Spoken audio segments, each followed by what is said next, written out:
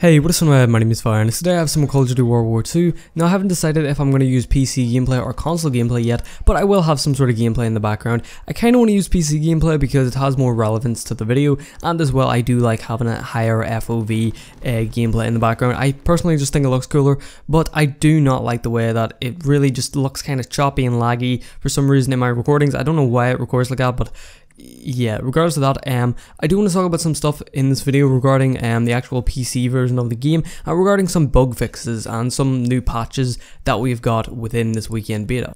Now the first thing I want to talk about is the leaks about the new Uplink game mode. Now I do believe there is another game or another name for this game mode, but it's basically Uplink. You have a ball, you have a goal, and basically you're going to be running at a net. It's sort of like football, only the goal's kind of round, and I suppose you could have a goalkeeper, but I'm not too sure how exactly that would work. Overall, it's basically like Uplink, only boots on the ground Uplink, which is going to play very interesting and probably going to be a lot more slow paced compared to actual Uplink, like say in Black Ops 3 or Infinite Warfare. I believe it's in Infinite Warfare, isn't it? Infinite Warfare, yeah.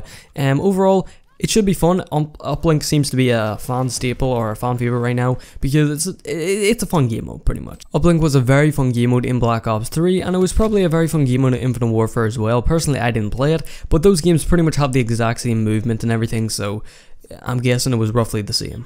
But yeah, the main focus of this video is going to be about the patch or the update to SMGs. Now, of course, the SMGs did get nerfed in the PC version of this game, and this is a very good sign of this game. A lot of people were complaining about the SMGs being too overpowered, and necessarily within weapon balance, they really weren't overpowered, but it was more the map size and the map design that made them overpowered. It was just the way the maps were formed because they were very close quarters, and SMGs just dominated at a lot of situations that they kind of needed nerfed. But overall, if it was in another Call of Duty game where the maps were a bit bigger, I think the weapon balance was done pretty well, actually.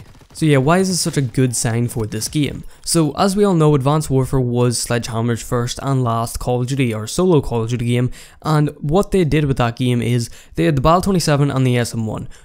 Definitely most known as the most overpowered, most overused, most broken weapons probably in COD history, and they just refused to nerf them.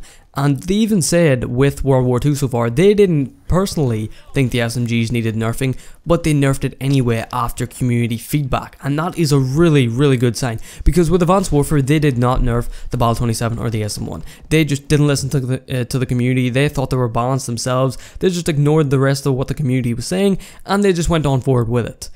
That's not a good sign at all. That's really wasn't good for the developers and for that game itself. But even though they've stated that they think the SMGs aren't overpowered in World War 2 so far, they have went ahead and listened to the community and nerfed them anyway, which is an absolutely amazing sign. That is really good. That is absolutely amazing. I'm really shocked to actually see this, and whenever I heard the SMGs got nerfed, I was like, wait, what? This game is a massive shock to me. I really didn't expect them to nerf them, at least not this soon. If they were going to nerf them, I thought they might have nerfed them like maybe somewhere down the line throughout the full game, but I really didn't expect them to actually take the community feedback from what happened with Advanced Warfare.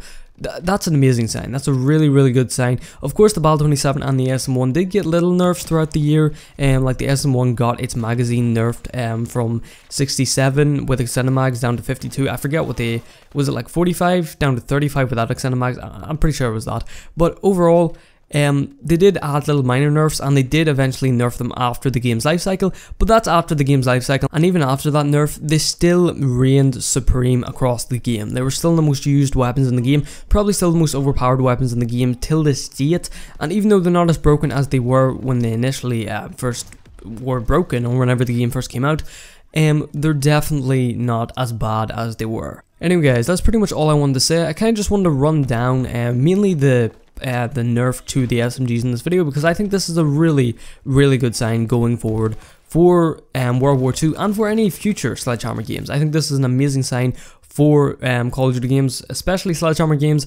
I think it's just overall good. This is really what other developers should be doing. They should really just listen to the community more, and Sledgehammer Games is very good at doing that. Besides the whole fact with the Bal 27 and the SM1, they listen to a lot of community feedback and they get a lot of stuff right. If there's something wrong with the game, they usually fix it, which is a really good sign. And overall, I'm very excited for Call of Duty World War 2. I think this is a very good sign going forward. Hopefully the game will be balanced within the full release, and yeah, hopefully you guys enjoyed. I'll see you guys next one. Peace out.